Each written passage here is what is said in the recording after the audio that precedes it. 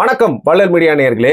நமக்கு இருக்கிறதே ஒரே ஒரு பவர் தான், 5 வருஷத்துக்கு ஒரு வாட்டி ஓட்டு போடுறது. அதே நம்ம போடுறவங்களுக்கு போய் சேரல அப்படிங்கிற மாதிரி பாத்தீங்கன்னா தேர்தல் ஆணையம் குறித்தே பல கேள்விகள் எழுப்பப்பட்டிருக்கு. குறிப்பா ராகுல் காந்தி எழுப்பினது மட்டும் இல்லாம ஏற்கனவே பல பேருக்கு இந்த ஓட்டிங் மிஷின் மேலேயே சந்தேகங்கள் இருக்கு. பாரி அவர்களே கூட நிறைய வாட்டி அதை பத்தி பேசியிருந்தாரு. இப்போ திருப்பியும் அந்த பிரச்சனை எழுதுறத பத்தி தான் பாரி அவர்கிட்ட கேள்வியா கேட்டு அதோட பதில பேர போறேன். அதுக்கு முன்னாடி பாரி மன்னிச்சுக்கோங்க, இது வரைக்கும் பண்ணாத ஒரு விஷயம். சீரியஸா அவ்வளோ எதிர்பார்க்கவே இல்லை பாரி. சத்தியமா ஒரு குட்டி நீங்க என்ன உங்க மனநிலை எனக்கு தெரியாது. நானுமே எதிர்பார்க்கல. பதட்டத்துல இருந்து 200 பேர் வந்துருவாங்களான்னு நிறைய பேருக்கு தெரியாது. 80 பேருக்கு தான் நீங்க புக் பண்ண நம்ம கௌசிக்கு அனுப்புனீங்க. அவர் தப்பா 200 பேருக்கு புக் பண்ணி இப்ப 200 பேர் வரவங்களும் யோசிச்சிருந்து இது மாதிரி ஒரு வரவேற்பனை எதிர்பார்க்கவே இல்லை பாரி. வந்தவங்க எல்லாருக்குமே மிக்க மிக்க நன்றி. நீங்க சொல்லி உண்மையிலேயே ஒரு நெகிழ்ச்சியான ஒரு நிகழ்வாது முடிஞ்சது. உங்களுக்கு தெரியும், நம்ம முதல்ல அங்க இருந்த ஒரு 80 பேர் உட்கார்ற அரங்கத்தை தான் ஏற்பாடு செஞ்சிருந்தோம். ஏன்னா பண்டிகை நாள், அதுக்கப்புறம் அந்த நேரம் வேற மழை அதிகமா பெய்யுங்கிற மாதிரி ஒரு சூழல் வேற இருந்தனால எத்தனை பேர் வருவாங்க நம்மளால கணிக்க முடியல.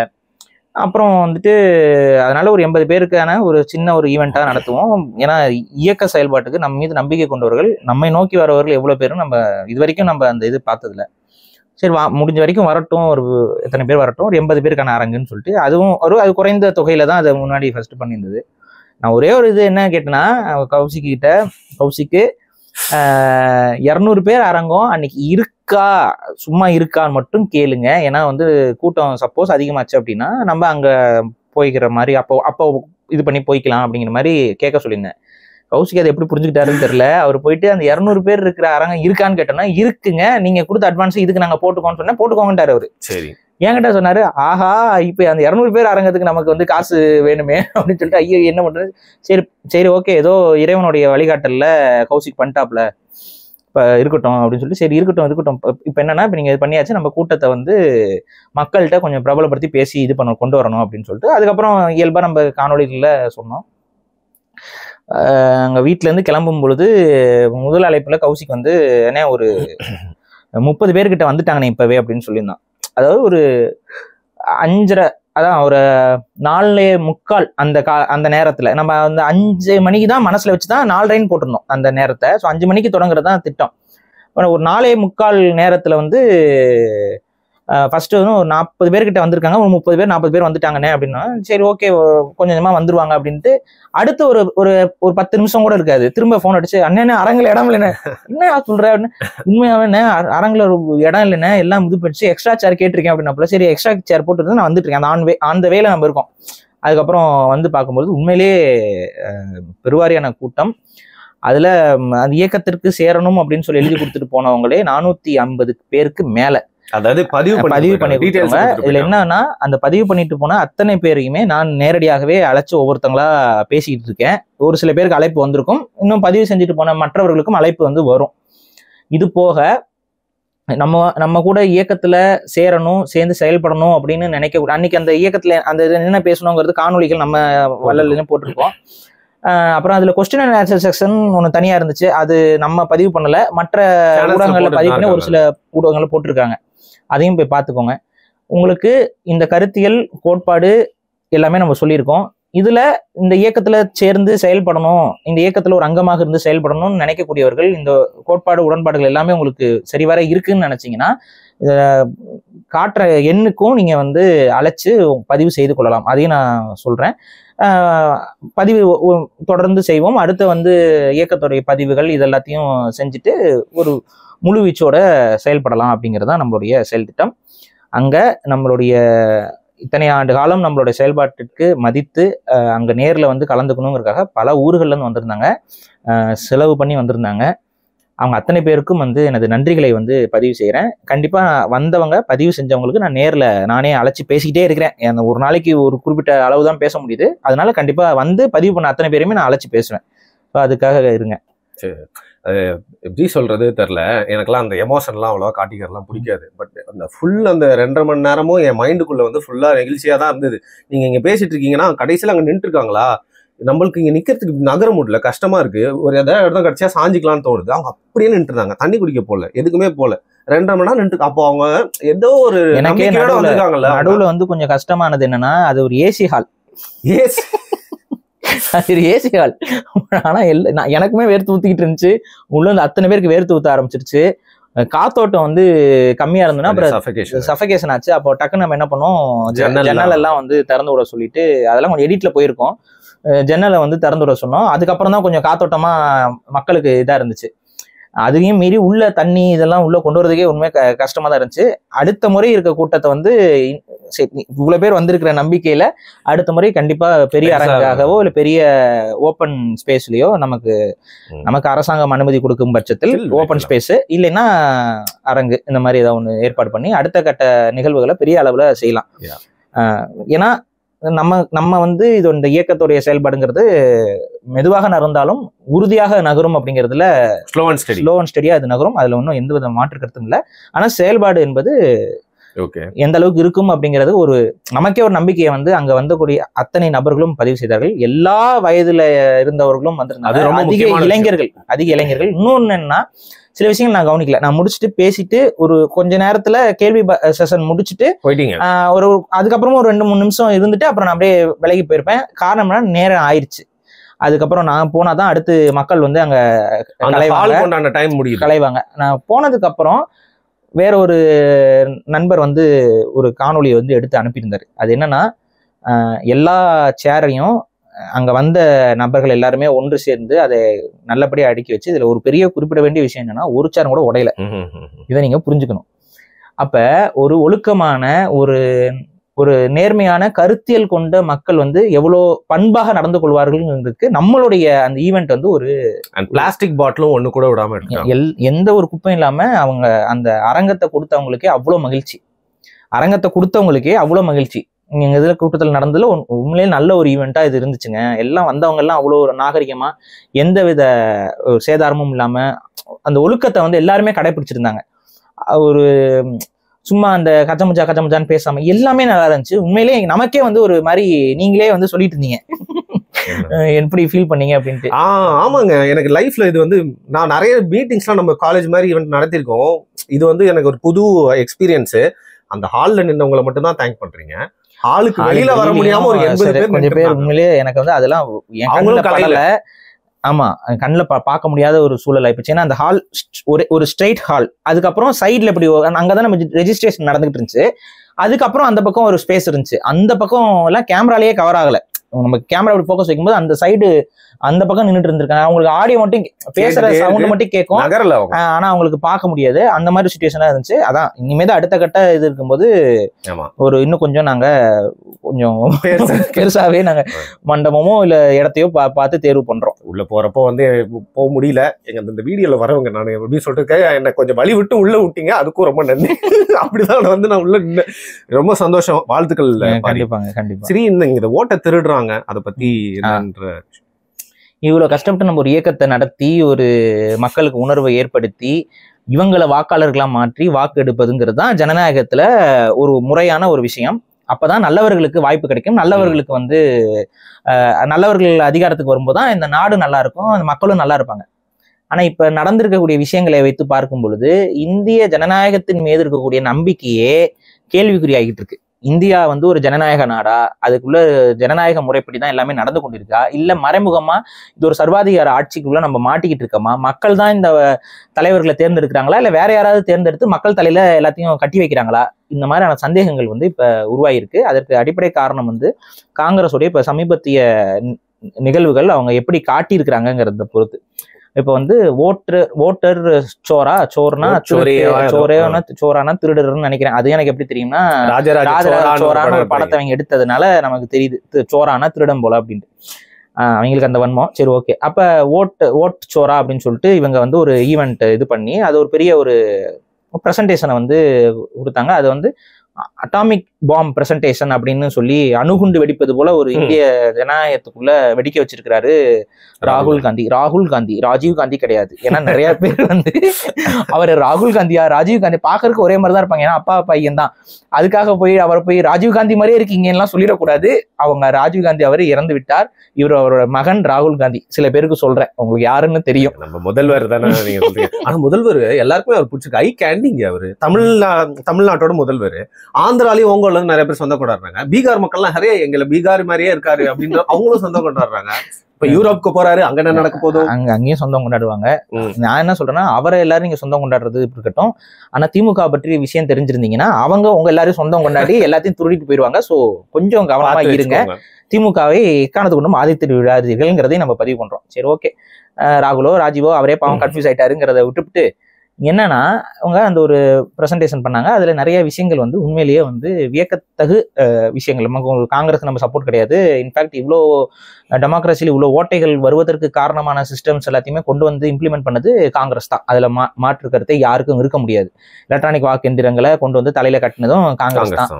இன்னைக்கு வந்து இதுல ஸ்கேம் பண்றாங்க போறாங்கன்னா, அன்னைக்கு அதை தான் எல்லாரும் சொல்லிட்டு இருந்தாங்க. ஸ்கேம் பண்றதுக்கு அத்தனை வாய்ப்பு இருக்கு. அப்ப நீங்க என்ன பண்றீங்கன்னா, நாங்க ஸ்கேம் பண்ணா பரவாயில்ல, பிஜேபி ஸ்கேம் பண்ணக்கூடாதுங்கிற மாதிரியான கான்செப்ட் தான் இது. சரி, ஓகே.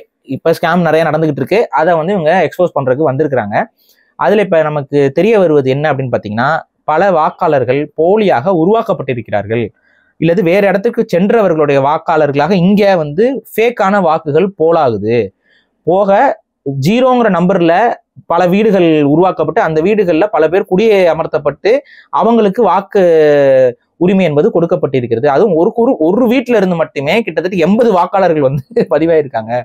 இந்த மாதிரியான அந்த ஓட்டர் ஐடியில இருக்கக்கூடிய ஸ்கேம். அது இல்லாம இந்தியாவில் வந்து பாத்தீங்கன்னா பேர் வந்து ஒவ்வொருத்தவங்க ஒவ்வொரு மாதிரி வைப்பாங்க. சான்ஸ்கிரிட்ல பேர் வைப்பாங்க, பிரகிருதத்துல பேர் வைப்பாங்க. இப்ப டிஜிட்டல் லாங்குவேஜ்ல பேர் வைக்கிறாங்க. .1 எப்படி வந்து ஜேம்ஸ் பாண்ட் .07 இந்த மாதிரிலாம் சொல்ற மாதிரி இப்ப வந்து ஓட்டர் ஐடியில அப்பா பேர் என்னன்னு பாத்தீங்கன்னா LJKK கொய்கு அப்படின்னு. அதாவது என்னன்னா, ஸ்கேம் பண்றதுக்கு டைப் பண்றதுக்கு அனுப்பியிருக்காங்க. எவனையும் எவன் பாக்கவா போறான்னு ஏதோ ஒரு சோம்பேறி பையன் வந்து கொஞ்சம் கூட யோசிக்க, நீ ஒண்ணு இல்லப்பா, அதோ ராம் ராம் ராம் ராம் ரேஜராம் அப்படின்னு போட்டிருந்தீங்கன்னா கூட, ஏதோ ஒரு பாஜ்ராம் ரோஜ்ராம் காஜ்ராம்னு போட்டிருந்தீங்கன்னா கூட ஏதோ அப்படி பேர் இருக்கும். நீங்க பாத்தீங்கன்னா ஹல்திராம் அப்படின்னு கூட ஏதோ ஒன்று போட்டு போ, ஹராம் ஹராம்னு போட்டிருந்தீங்கன்னா இருந்திருக்கும். ஆனா நீ அதை கூட டைப் பண்ணிருக்கலாம. நம்ம வந்து இந்த வெறுப்புல டைப் பண்ற மாதிரி நடிப்பு இருக்கு, ஒன்று நடிப்போம்ல. இந்த கம்ப்யூட்டர் கிளாஸ் எல்லாம் ஸ்கூல்ல நடத்தும் போது இந்த டைப் பண்ணும்போது மேடம் கிளாஸ் ஆகி போகும்போது அடிச்சுக்கிட்டு இருக்க மாதிரி LJKK நடிப்போம்ல, அந்த மாதிரி அதை போட்டு அடிச்சு வச்சிருக்காங்க. அவன் அப்பா பேர் என்னன்னு பார்த்தா KKKKK Y Y Y Y Y இதெல்லாம் ஒரு பேரு. பசங்க பேர் மாதிரி இருக்கலாம். இதுல இன்னொரு கொடுமையிலும் கொடுமை, போட்டோஸ் வந்து டிஃப்ரெண்ட் போட்டோஸ் வந்து மாறி மாறி அந்த இதுல ஓட்டர் ஐடியில போட்டிருக்காங்க. Thanos photo. சீரியஸ்லி தேனோஸ், அதையும் தேனோஸுக்கு பட்டைய போட்டு கோட்டை போட்டு எவனோ எடிட் பண்ணி போட்டிருக்கான். வேணுமே போட்டிருக்கானா என்னன்னு தெரியல. தேனோஸ் போட்டோ இருக்குங்க. எப்படா தேனோஸ் அவர் சொடக்கு போட்டு இங்க வந்திருக்காரு போல. இப்பதான் புரியுது, மார்வல் யூனிவர்ஸ்ல வந்து அவர் அந்த வெளியில உட்கார்ந்து இருந்தாரு, அது இந்தியா தான். அவர் அது 0ன்னு ஏன் போட்டிருக்காங்க, அது ஏதோ ஒரு இடத்துல இருக்கு, வேற ஏதோ ஒருனால 0ன்னு ஒரு வீட்டுல இருந்து தேனோஸ் வந்து வாக்காளரா மாறி இருக்காரு. அது பிஜேபிக்கு கேலி கூத்தா இருக்குங்க. இதெல்லாம் வந்து அவங்க எக்ஸ்போஸ் பண்றாங்க, உட்காந்து பிரசன்டேஷன்ல காட்டிட்டு இருக்காப்புல. இதுல போக வந்துட்டு நிறைய பேருக்கு டபுள் இது வந்து பாத்தீங்கன்னா, நீங்க இன்னைக்கு தமிழ்நாட்டுல இருக்கக்கூடிய சில யூடியூபர்ஸ் எல்லாம் வந்து என்ன சொல்றாங்கன்னா, அதெல்லாம் ரொம்ப நார்மல். எனக்கே வந்து பாத்தீங்கன்னா 2 வாக்கு இருக்குன்னு. இதெல்லாம் நார்மலா? நான் ஒரு ஊர்ல இருக்கேன், அங்க எனக்கு ஒரு வாக்காளர் ஓட்டர் இது இருக்கு, எனக்கு வேற ஒரு ஊர்ல இருக்கேன், அங்கே எனக்கு ஓட்டர் ஐடி இருக்குது. இது எப்படிங்க கேன்சல் பண்ணணும்டா? அதை கேன்சல் பண்ணணும். ஆனா அதை கேன்சல் பண்ணாம விட்டுருக்கிறது அதுவே ஒரு தப்பான ஒரு விஷயம். அது ஒவ்வொரு முறையும் வந்து உங்களுக்கு ஒரு இடத்துல கொடுக்கும்போது இன்னொரு இடத்துல கேன்சல் பண்ணிருக்கீங்களே, அதெல்லாம் அப்படிதாங்க இருக்கும் ஒரு நாட்டுல. அப்படின்னா நானா சொல்லல, ஒரு யூடியூபர் எல்லாருக்கும் தெரியும், அவர் ஒரு கட்சிக்கு ரொம்ப சப்போர்ட் பண்ற ஒரு யூடியூபர். சரி, அவர் சொல்லியிருக்காரு, வெளிப்படையா ஸ்டேட்மெண்ட் கொடுத்திருக்காரு, எனக்கே 2 இடத்துல ஓட்டர் ஐடி இருக்கு அப்படின்னு. அப்படி இருக்கக்கூடாது. இருந்தா நீங்க முதல்ல வந்து அதை கேன்சல் பண்றதுக்கு முயற்சி பண்ணிருக்கணும். இல்ல அப்படின்னா அவங்களா வந்து கண்டுபிடிச்சா பொறுப்பு. 2மே நடக்கல அப்படின்னா இதுதான் தப்பு அப்படிங்கிற நாங்க வாக்காளர் இதுல வந்து இதுதான் ஒரு பெரிய பிரச்சனையா போய் நிற்கும் அப்படிங்கிறத நம்ம சொல்றோம். சரி, ஓகே. ஸோ இப்போ இதெல்லாம் நடந்திருக்குது. இது போக இன்னும் கொஞ்சம் இந்த ஈவெண்ட்டுக்கு ஒத்துனாப்புல கொஞ்சம் முன்னாடி பின்னாடி நடந்த சில ஈவெண்ட்ஸ் இருக்கு. ஒன்று வந்து பாத்தீங்கன்னா, கேரளால ஒரு பயப்புள்ள ஃபேக் ஓட்டர் ஐடிஸை வந்து ரெடி பண்ணி பிரிண்ட் பண்ணியிருக்கிறான். அவனை வந்து கையங்கலமா பிடிச்சி வச்சிருக்காங்க கேரளா போலீஸ். அவன் வந்து பாத்தீங்கன்னா ஃபுல்லா அவன் எந்த கட்சிக்கு பிரிண்ட் பண்ணியிருக்கான் போயிருக்காங்கிறது நியூஸ் இருக்கும், டைம்ஸ் ஆஃப் இந்தியா இதுல எல்லாம் போட்டிருக்காங்க, போய் பார்த்துக்கோங்க. ஸோ இது ஒரு ஐசோலேட்டட் ஈவெண்ட் கேரளால நடந்திருக்கு. அப்ப கேரள அரசு வந்து ஒரு பையனை, ஒரு ஸ்டூடெண்ட், அவன் வந்து இந்த மாதிரி ஃபேக்கா ஓட்டர் ஐடிஸ் வந்து பிரிண்ட் பண்ணியிருக்கான் அது டிஜிட்டலா. ஸோ அதுல வந்து அவர் மாட்டியிருக்காப்புல. அது ஒரு அரெஸ்ட்.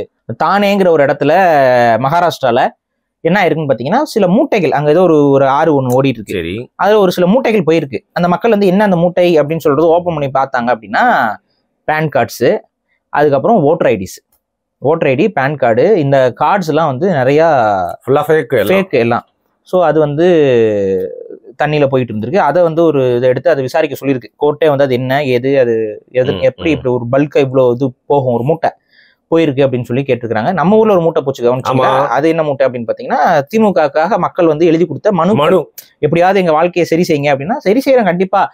பகவான் வந்து அந்த காலத்துல அனல்வாதம் புனல்வாதம்னு ஒண்ணு சொல்லுவாங்க. அந்த புனல்வாதம்னா என்னன்னா, ஓலைச்சுவடிகள் தூக்கி தண்ணியை தூக்கி போட்டுறது. அது பிராமணர்கள்ட்ட இருந்த ஒரு நடைமுறை. சரி, தமிழ் ஓலைச்சுவடிகள் எடுத்து தண்ணிக்குள்ள தூக்கி போட்டுறேன். அதாவது நல்ல கவிதையா இல்ல நல்ல உண்மையான கருத்துக்கள் கொண்ட நூலா அப்படிங்கறதெல்லாம் படிச்சு பார்த்தானே தெரியும். ஆனா பிராமணர்களுக்கு அப்படி இல்லை.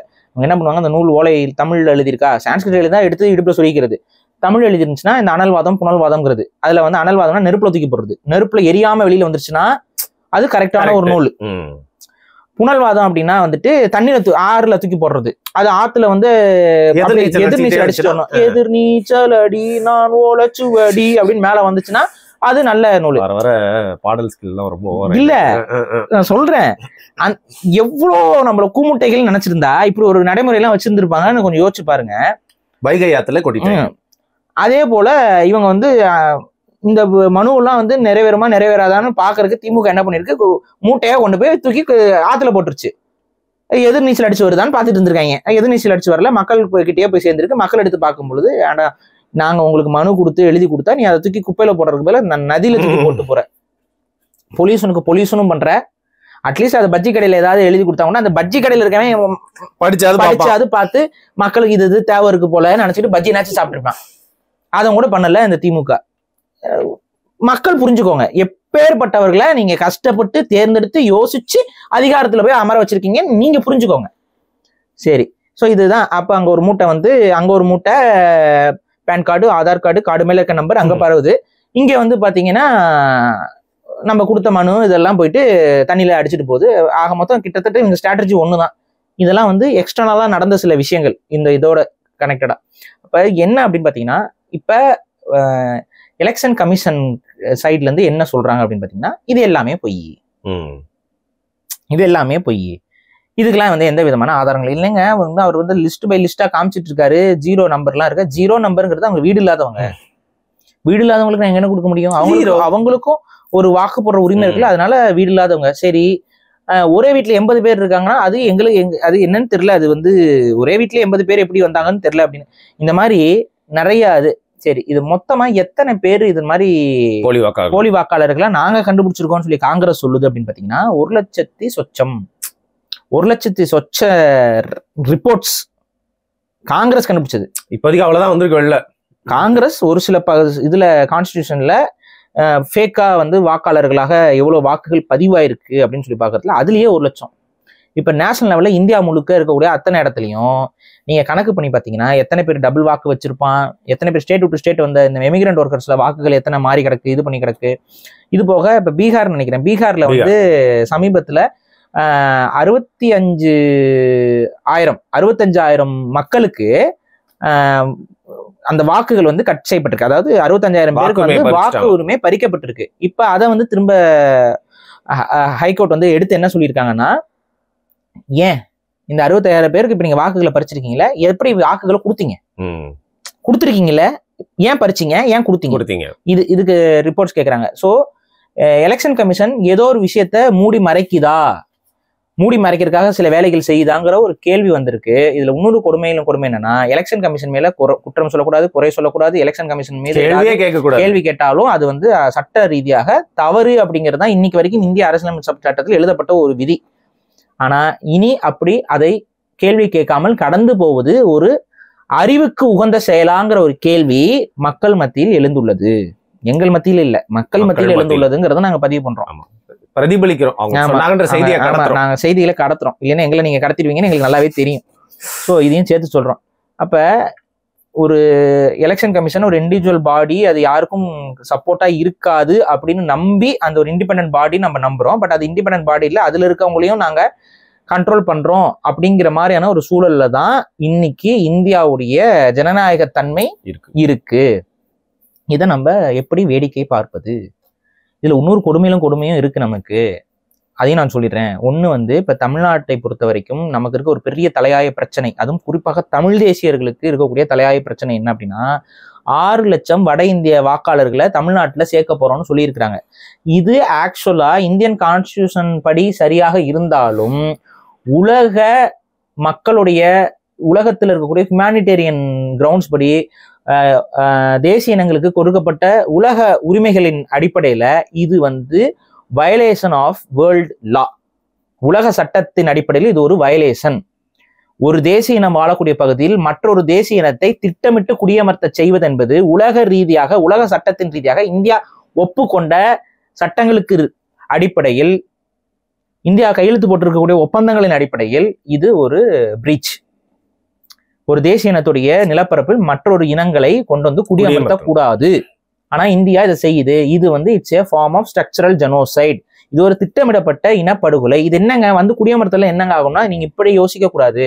இந்த தமிழகம் நம்ம ஒட்டுமொத்த தமிழர்களுக்கு தாய் நிலமாக எத்தனை ஆண்டுகள் இருந்தது? 5000 ஆண்டுகளா? அதுக்கு முன்னாடி. 10,000 ஆண்டுகளா? அதுக்கு முன்னாடி. அப்ப ஏறத்தாழ நமக்கு இந்த மண்ணை நோண்டி பார்க்கும் பொழுது மனித எலும்புக்கூடுகள் கிடைக்குது. அப்ப ஆரம்பத்திலிருந்தே நம்ம ஒரு அபார்ஜினாக தமிழ்நாடு தமிழர்களுக்கான ஒரு நிலப்பரப்பாக இருந்திருக்கிறது. வரலாறு காலங்கள் அறிந்தப்பட்ட அத்தனை காலங்களும் இருந்திருக்கு. அப்ப இந்த நாட்டை மக்கள் வாழக்கூடிய பகுதியாக உருவாக்கியது தமிழர்கள். இங்க இருக்கக்கூடிய கோயில், இங்க இருக்கக்கூடிய நதிகள், இங்க இருக்கக்கூடிய டேமு, இங்க இருக்கக்கூடிய ஒவ்வொரு ஊரு, அந்த ஊர்ல இருக்கக்கூடிய ஒவ்வொரு கோயில், அந்த ஊர்ல இருக்கக்கூடிய மக்களுடைய ரெசிடென்ட், அது இது விவசாய நிலங்கள், காட்டு அழிச்சு விவசாய நிலமா மாத்தினது, அது இது கம்மா வெட்டினது, காவா வெட்டினது எல்லாம் தமிழர்களுடைய உழைப்பு. அப்ப அத்தனை உழைப்புல நம்ம முன்னோர்கள் காலங்காலமாக உருவாக்கி வச்ச ஒரு நாடு இது. நமது தாய் நிலம். It's our homeland. இந்த தாய் நிலத்தை வேற ஒரு குடியேற்றம் என்பது இன்னைக்கு அங்க கொண்டு வந்து அவர்கள் வந்து நம்ம நாட்டுடைய எதிர்காலத்தையும் அரசியலையும் தீர்மானிக்கக்கூடிய இடத்திற்கு அவர்கள் கொடுக்கப்படுகிறார்கள் என்றால் இது ஒருவித இனப்படுகொலை. நாளைக்கு என்ன ஆகும்னா, இந்த நிலம் உனக்கானதாக இருக்காது, இது வேற ஒருவரோட ஆக்கிரமிப்பு பகுதியாக மாறி நிற்கும். அப்ப அவன் மெஜாரிட்டி ஆயிட்டான் அப்படின்னா உன்னால இந்த மண்ணுக்கான நல்லது கெட்டதை தீர்மானிக்க முடியாது. அவங்க தீர்மானிப்பாங்க. அவங்க தீர்மானிக்கும் போது இந்த மண்ணின் மீது அக்கறை இருக்காது, உன் மொழியின் மீது அக்கறை இருக்காது, உன் இனத்துடைய பண்பாடு கலாச்சாரத்தின் மீது அக்கறை இருக்காது. நீ நாளைக்கு ரோட்ல நடந்து போகும்போது ஹோலி எடுத்துட்டு போனதும் மூஞ்சில வந்து அப்புவான், உன் பொண்டாட்டியை கையை பிடிச்சி இழுப்பான், பொண்டாட்டியோட சாரியை உருகுவான், கேட்டா ஹோலி பண்டிகை அப்படின்னு ஆடுவான். அவன் நமக்கு ஓங்கி அரையணும்னு தோணும், அரைச்சா திரும்ப அவனை போட்டு அடிச்சே கொல்லுவான். இது நடக்கும். இதை நம்ம அனுமதிக்க கூடாது. இதை வந்துதான் இப்ப நம்ம ஏன் இயக்கம் ஆரம்பிக்கிறோம், ஏன் செயல்படுறோம் அப்படின்னா, இதை செய்ய வேண்டிய இயக்கங்கள் வாய்மூடி கொண்டு கடந்து போகிறார்கள். எவ்வளவு பெரிய நம்ம ஒட்டுமொத்த அதிகாரத்தையும் ஒழிக்கக்கூடிய இடம் இது. இப்ப இதை நம்ம சும்மா விட்டு வேடிக்கை பார்த்துட்டு இருக்க கூடாது. இது ரொம்ப ஸ்ட்ராங்கா நம்ம எதிர்க்க வேண்டிய ஒரு இடம். இதை எதிர்ப்பதற்கு ஒரு வலுவான தமிழ் தேசிய இயக்கம் வேணும். ஒரு பக்கத்துல நின்று இதை எதிர்க்கணும். 6 லட்சம் வாக்காளர்களை நம்ம அனுமதிக்க கூடாது. இங்கேயே நான் அறிவிக்கிறேன், அடுத்த கட்ட இயக்கத்துடைய செயல்பாட்டில் இந்த செயல்பாடு மிக முக்கிய செயல்பாடாக இருக்கும். இயக்கம் கட்டமைக்கப்படவே இதற்கான போராட்டம் என்பது வலுவாக இந்த தமிழ்நாட்டில் இருக்கும். தமிழ்நாட்டில் ஒருபோதும் இந்த 6 லட்சம் வாக்காளர்கள், புதிய வாக்காளர்களை சேர்க்க நாம அனுமதிக்க கூடாது. அதற்காக ஒட்டுமொத்த தமிழர்களும் ஒரு பக்கம் நிக்கணும், உண்மையாக நிக்கணும். இதை நான் இங்க பதிவு பண்றேன். அதுக்கான போராட்டங்களை நாங்களே முன்னெடுப்போம். அதையும் நான் நீங்க சொல்றேன். நீங்க அதுல எங்க கூட வந்து சேர்ந்து செயல்படணும், போராடணும்னு நினைக்கக்கூடியவர்கள் வாங்க. நிறுத்த முடியுமாங்க? முடியும். அனைத்து மக்களும் ஒருங்கிணைய முடிவு இதுக்கு சத்தியமா சாத்தியப்படும். அறத்தின் வழியில் நம்ம இந்த போராட்டங்களை முன்னெடுத்து அந்த 6 லட்சம் பேருக்கு நீங்க வாக்கு கொடுக்க கூடாது, வாக்குரிமை கொடுக்க கூடாது. இது உலகம் முழுக்க நம்மளால பிரதிபலிக்க முடியும். 6 லட்சங்கிறது சாதாரண விஷயம் இல்ல. இங்க தமிழ்நாட்டில் இருந்த முதல்ல ஒரு தமிழ் தேசிய கட்சி வாங்கிய வாக்குகளே 4 லட்சம் தான். அப்ப புரிஞ்சுக்கணும், 6 லட்சங்கிறது சாதாரண விஷயம் கிடையாது. அரசியலை மாத்த முடியும், அரசியலை தூக்கி போட்டு சாப்பிட முடியும் அவங்க நினைச்சா. நம்ம இன்னைக்கு இருமொழி கொள்கை அது இதுன்னு சொல்லிட்டு உரிமை அதெல்லாம் பேசிட்டு இருக்கோம். அத்தனையும் எல்லாமே தவிடுபடியாகும். ஹிந்தி வேண்டாம் நம்ம சொல்றோம், ஹிந்தி கொண்டு வந்து உள்ள வரும். ஏன்னா இவன் உரிமைம்பா, இவன் வாக்காளரா மாறிட்டானா இவன் அடுத்து என்ன சொல்லுவான், ஹிந்தி படிக்கிறது ஏன் உரிமைம்பா. எப்படி தடுக்க முடியும்? ஒரு மனிதன் எனது உரிமைன்னு ஒருத்தனை கேட்கும் போது எப்படி தடுக்க முடியும் உங்களால? அவனுக்கு இந்த மண்ணுக்கு சம்பந்தம் இல்லை, ஓ மண்ணில் போய் படுறா அப்படின்னு நீங்க விரட்டி விடலாம். ஆனா அவன் நான் இங்க வாக்காளர், ஹிந்தி நான் படிக்கணும் அப்படிமா, என்ன பண்ணுவேன்? ஹிந்தி இங்க கொண்டு வந்து சொல்லிக் கொடுக்கணும். சரி, ஹிந்தி படிக்கலாம், என்ன பிரச்சனை? தமிழ் படிக்க வேண்டிய அவசியம் இல்லாம போய்கிட்டு இருக்கு நீங்க. உனக்கு ஆல்ரெடி நீ தமிழ் படிப்பதுல என்ன விஷயம் தெரியுமா? நீ தமிழனா இருக்கல, அவ்வளவுதான். நீ தமிழனா இருக்க விருப்பம் இல்ல, நீ இந்தியனா இருக்கணும்னா தாராளமா இனத்தை அடையாளத்தை அழிச்சிட்டு நின்னு பாரு. ஒரு நாள் நீ ஹிந்திக்காரன் நினைச்சிட்டு ஹிந்தி போய் பேசுவ, நீ மதராசி போடா அப்படிமா அவனை. அப்ப என்னடா ஹிந்தி பேசினாலும் நம்மள மதராசின்னு சொல்றான்னு உனக்கு புத்தி வரும். அன்னைக்கு திரும்ப இங்க வா. அது வரைக்கும் நீ எங்க இருக்கியோ அங்கே இருந்துக்கோ. இவ்வளவுதான் நான் சொல்ல முடியும். ஸோ இது வந்து பெரிய ஆபத்து நமக்கு. அந்த பெரிய ஆபத்தை இன்னைக்கு இருக்கக்கூடிய அதிமுக, திமுக, இங்க இருக்கக்கூடிய பல இயக்கங்கள் வேடிக்கை பார்த்துக்கிட்டு இருக்காங்க. நமது இயக்கம் வேடிக்கை பார்க்காது. வலுவா நாங்க எதிர்க்கிறோம். இதை நாங்க வலுவா எதிர்ப்போம். அப்ப அது இந்த இயக்கம் தான் அதை வலுவா எதிர்க்க போகுது. இதற்கு யாரெல்லாம் துணை நிற்கணுங்களோ வாங்க, நான் நம்பர் கொடுத்துருக்கேன், வந்து சேருங்க, நம்ம இதை செயல்படுத்தி காட்டுவோம். இந்த 6 லட்சம் பேருக்கு இங்க வாக்கு உரிமை கிடையாதுன்னு நீங்களும் நானும் முடிவு பண்ணிட்டோம். அதை மக்களுடைய விருப்பத்துக்கு மாறி இவங்க எப்படி இதை சேர்க்கிறாங்கன்னு பார்ப்போம். இப்போ பெரிய ஒரு ஆணையம் அதை வந்து கேள்வி கேட்கக்கூடாதுன்ற ஒரு நிலைமையில இப்ப இருக்கு அப்படின்னா, நீதித்துறை மட்டும்தான் நம்மளுக்கு இருக்கிற இப்போ ஒரே ஒரு நம்பிக்கை இல்லையா? அவங்கதான் இதை நோ, நீதித்துறை நமக்கு நம்பிக்கையாக இல்லை. பல விஷயத்த சொல்றாங்க. ஓட்டு திருடுற விஷயத்துல இல்ல, தமிழர்களுடைய உரிமை சார்ந்த பல விஷயங்கள்ல நீதிமன்றம் நமக்கு உண்மையாகவே ஆதரவாக நின்று இருக்கிறதா கொஞ்சம் யோசிச்சு பாருங்க. பல நேரங்கள்ல தமிழர்களோட உணர்வுகளை வந்து ஒரு ஒட்டுமொத்த சமூகத்தை அசிங்கப்படுத்தி கொச்சப்படுத்தி கிங்டம்னு ஒரு படம் வருது. அந்த கிங்டம்ங்கிற படத்துக்கு எதிராக ஒட்டுமொத்த தமிழர்களும் ஒரு அணியில நின்று அந்த படத்தை வந்து திரையிடக்கூடாதுன்னு தமிழ்நாட்டுல போராட்டம் பண்றாங்க. நீங்க நல்லா கவனிங்க, இதே நீதிமன்றம் தான், ஒரே சிஸ்டம், ஒரே கான்செப்ட். தக் லைஃப்ல ஒரு நடிகர் அந்த படத்துல கன்னடர்களுக்கு எதிராக அவங்க உணர்வை புண்படுத்துற மாதிரி எதுவுமே இல்ல. ஒரு நடிகர் அவுட் ஆஃப் கான்டெக்ட்ல ஒரு விஷயத்த சொல்றாரு, அது புண்படுத்துற விஷயமே இல்ல. அப்படி இருக்கும் பொழுது உண்மை, ரெண்டாவது அது புண்படுத்துதா? புண்படுத்தல. அது வந்து ஒரு ஆக்சுவலா ஒரு யுனைட்டி தான் பேசுது, ஒண்ணு அப்படிங்கறத சொல்றேன். ஆனா அதுல கூட எங்களுக்கு வந்து ஈகோ ஹர்ட் ஆயிருச்சு. நீ எப்படி வந்து தமிழும் கன்னடமும் ஒரே இதுல வந்து தமிழ்ல இருந்து கன்னடம் வந்து எப்படி நீ சொல்லலாம், அது எங்களை இழிவுபடுத்துறதுன்னு சொல்லி, ஆக்சுவலா அது உங்களை இழிவுபடுத்துறது இல்ல, நீ தான் தமிழை இழிவுபடுத்துற. அதை வந்து நீதிமன்றம் புரிஞ்சுக்கிச்சா? மாற என்ன சொல்லிச்சு, கமலஹாசன் மன்னிப்பு கேட்கணும்னு சொல்லிச்சுல அந்த நீதிமன்றம். ஒட்டுமொத்த தமிழர்களையும் திருடர்கள், அவங்க வந்து ஒரு தவறானவர்கள், அவங்க கெட்டவங்கன்னு சொல்லி ஒரு படத்துல, கிங்டம்ங்கிற படத்துல அசிங்கப்படுத்தி கொச்சப்படுத்தி காமிச்சு வச்சிருக்கான். அது படம். இங்க மக்கள் அது தடுக்கணும்னு சொல்லிட்டு இருக்காங்க. நீங்க இதுல எல்லாம் தலையிடக்கூடாது அப்படின்னா இங்க என்ன நியாயம் இருக்கு? இதுதான் நேர்மையா? அப்ப தமிழர்களை வந்து நீங்க என்னமோ வந்து ஒரு இந்தியர்களாகவே கருதாத ஒரு போக்கு இருக்கா இல்லையா? இன்னைக்கு சட்டம் வந்து எல்லாருக்கும் சமம், இங்க சமமா நடக்குதா? ஸோ இவ்வளவுதான் விஷயம். அப்ப இதுல வந்து நான் தான் சொல்றேன், மக்கள், உங்களோட உணர்வுகள் இதுதான் முக்கியம். மக்களுடைய முடிவு தான் ஓப்பனா சொன்னா மகேசன் தீர்ப்பு. இதுதான் உண்மை. மக்களின் தீர்ப்பே மகேசன் தீர்ப்பு. மகேசனை மிந்தி இங்க யாரும் இல்லை. அந்த மகேசனா நீங்க எடுத்துக்கோங்க, அல்லாவா எடுத்துக்கோங்க, இல்ல இயேசுவா எடுத்துக்கோங்க, அல்டிமேட் உங்களுடைய என்னுடைய உணர்வு தான். நம்ம உணர்வு, நமது மண், நம் மண்ணை நாம் காக்க வேண்டும் அப்படின்னா இந்த மாதிரி வாக்காளர்களை உள்ள சேர்க்கறது இதெல்லாம் வந்து நமக்கு பெரிய ஆபத்து. இதுல வந்து நம்ம நீதிமன்றத்தை நாடணும். இந்த நீதிமன்றத்தில் நாடினாலும் அது என்ன சொல்லும், ஆஸ் பர் இந்தியன் கான்ஸ்டிடியூஷன் அது வந்து தப்பு இல்லைன்னு சொல்லுவாங்க. அது அவங்க உரிமை. அது அவங்க உரிமை, அவங்க வாழ்ற இடத்துல அவங்களுக்கு வாக்காளர்களாக மாறுவது அவங்க உரிமைன்னு, அது ஆஸ் பர் இந்தியன் கான்ஸ்டிடியூஷன் அப்படின்னு சொல்லுவாங்க. ஆனா இந்தியன் கான்ஸ்டிடியூஷன் உலக ரூலுக்கு எதிராக இருக்குங்கிறது அதுக்கு பொருள். ஒரு தேசிய இனத்துடைய வரையறைக்குள்ள வேற ஒரு தேசிய இனத்தை கொண்டு வந்து குடியமர்த்துறதுங்கிறது வந்து உலக சட்டத்தால் தடுக்கப்படுற ஒரு விஷயம். இதெல்லாம் ஒத்துக்கிட்டு பல ஒப்பந்தங்கள்ல இந்தியா கையெழுத்து போட்டிருக்கு. இந்த மாதிரி பல ஒப்பந்தங்கள் இருக்கு தேசிய இனங்களோட உரிமையை பாதுகாக்கிறதுக்கு. அதுக்குலாம் ஒப்பந்தங்கள்லாம் அதெல்லாம் கையெழுத்து போட்டிருக்கு இந்தியா உடன்பட்டு. ஆனா அந்த எல்லா ஒப்பந்தத்தையும் மீறுது இன்னைக்கு தமிழர்கள்னு வரும்பொழுது. இதே வேற மாநிலங்களுக்கு இதை நீங்க பண்ணுங்க, இந்தியாவே வந்து ஐயோ அப்படின்றோம். ஆனா தமிழ்நாட்டுக்கு மட்டும் இதை அழகா அவங்களால பண்ண முடியுது. வராங்க, வந்து வாழ்றாங்க, அவங்க திரும்ப வேலை செஞ்சுட்டு அவங்க தாயகத்துக்கு அவங்க போய் அவங்க நல்லா வாழணுமா? இல்ல இப்ப போராட்டத்துல எல்லாம் அவன் வந்து டேரா போட்டு உட்காந்தா எப்படி இதுல வந்து இந்தியாவுடைய பன்முகத்தன்மை என்பது காக்கப்படும்? எப்படி பன்முகத்தன்மை இருக்கும்? அப்ப இதை வந்து திட்டமிட்டே அவங்க செஞ்சுக்கிட்டு இருக்கிறாங்க. இது ஒரு மறைமுகமான ஒரு தாக்குதல் தான். இப்ப நீங்க ஒரு பேசிக்கா நான் கேட்கறேனே, இந்தியாவில இருக்க அணுக்கழிவு மையங்கள் எங்க இருக்கு? தமிழ்நாட்டில் கிடக்குது. தமிழன் இழிச்சு வாப்பிலா? அணுக்கழிவு மையத்துல உங்களுக்கு உங்க ஊர்ல வைக்க முடியாதா? தமிழ்நாட்டில் கொண்டு வந்து அணு உலைகளை வைக்கிறது, அடுத்த அணுக்கழிவு மையங்களையும் கொண்டு வந்து வைக்கிறீங்க. இதெல்லாம் வயலேஷன் ஆஃப் லா. இதெல்லாம் நம்ம பார்த்துட்டு வேடிக்கை பார்த்துட்டு இருக்கோம். இன்னைக்கு நம்ம பார்த்துட்டு இருக்க கூடாதுன்னு தான் நான் சொல்றேன். நம்ம இறங்கி செயல்படணும், இதுக்கு எதிராக குரல் கொடுக்கணும். அதில் ரொம்ப முக்கியமானது இந்த விஷயம். நான் குரல் கொடுக்கறதுக்கு இப்ப இருக்கேன், இல்லாத காலகட்டத்தில் நீங்க குரல் கொடுக்கணும். அதையும் நான் சேர்த்தே பதிவு பண்றேன். ஏன்னா இது எவ்வளோ எதிரான ஒரு விஷயம், தமிழ் சமூகத்துக்கு எவ்வளவு எதிரான விஷயம், இதை அவர்கள் சாதித்து ஆக வேண்டும்ங்கிறதுக்கு அவங்க எவ்வளவு மெனக்கடுறாங்கன்னு எனக்கு தெரியும். ஸோ அந்த இடத்துல நம்ம நிற்கிறோம், எதில் நம்ம மட்டும் தான் நிற்கிறோம். ஸோ இதை நான் ஓப்பனாக சொல்லிட்டேன், இது நமக்கு ரொம்ப ஆபத்து. ரெண்டாவது, எலக்ட்ரானிக் ஓட்டிங் மிஷினை நம்ம நம்பவே கூடாது. யாருமே நம்ப முடியாது. எலக்ட்ரானிக் வாக்கு எந்திரம்ங்கிறது அது ஒரு டிஜிட்டலாக இருக்கக்கூடிய எதையும், அது எவ்வளோ பெரிய கொம்பனா இருக்கட்டும், அதை ஹேக் பண்ண முடியும், அதை ஆல்டர் பண்ண முடியும், ப்ரோக்ராமிங்ல கோல்மால் பண்ண முடியும், மேனிபுலேட் பண்ண முடியும், அதை அதுல ஏமாத்த முடியும். அதுல நீங்க அதுல அந்த கோடு செக்யூர் ஆனதுங்க, அதுங்க இதுங்க ஒன்றும் கிடையாதுங்க.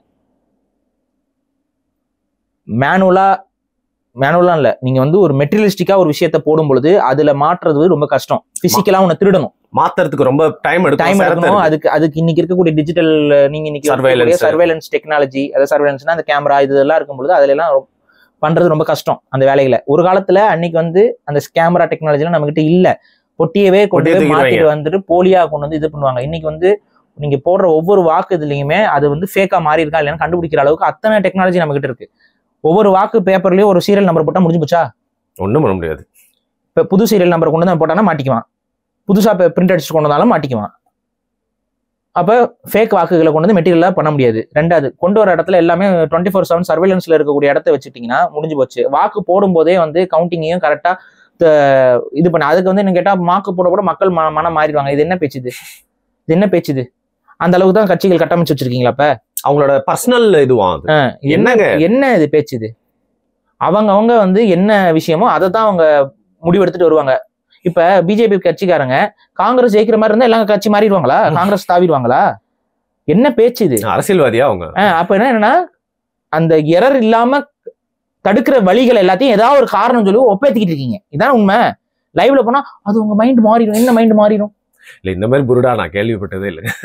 இவ்வளவுதான் விஷயம். நான் இதுக்கு போட போறேன் அங்க பாத்துனா இவங்க தான் ஜெயிக்கிறாங்க, அதுக்கு ஜெயிக்கிறா. நீங்க என்ன பெட்டு கட்டுறீங்களா?